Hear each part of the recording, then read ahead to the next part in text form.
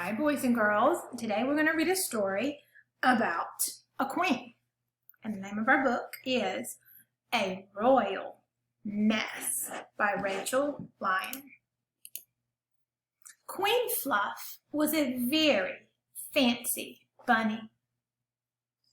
Here's her royal burrow. She always wore a big fancy crown and lived in a big fancy burrow. Even though she had plenty of money, Queen Fluff had no friends at all.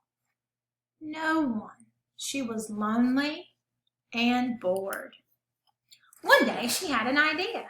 I will go and visit all the bunnies in my kingdom, she said. When I find the bunny with the fanciest burrow, I will stay with them for 1 week. So Queen Fluff sent a letter to every bunny in the kingdom. She ordered them to make their burrows fancy and to cook her a fancy feast.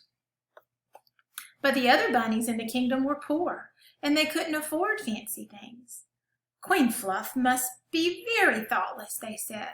Let's teach her a lesson. So the bunnies worked very hard getting ready for the queen's visit.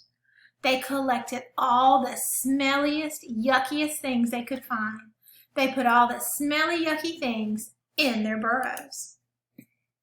The queen was busy too, getting ready for her trip. She couldn't wait to see the other bunnies' burrows and choose which one was the fanciest. When burrow day came, she set off in her fancy royal coach. When the bunnies saw her arrive, they started to giggle. What would the queen think of the messy, smelly burrows?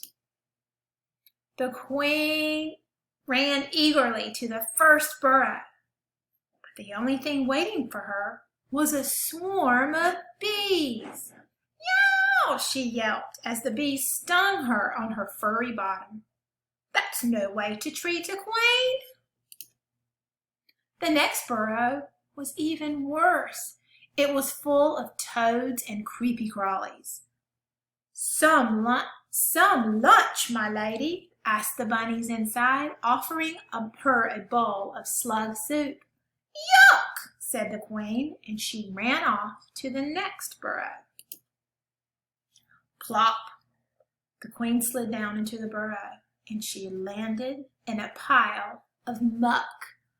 My shiny gold slippers are ruined, she wailed. There was no one there to help her.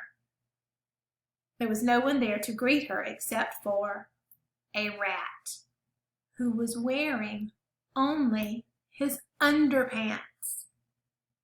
Queen Fluff was fed up.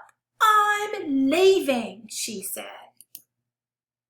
Hooray! Cheered the bunnies. We did it! We got rid of thoughtless Queen Fluff.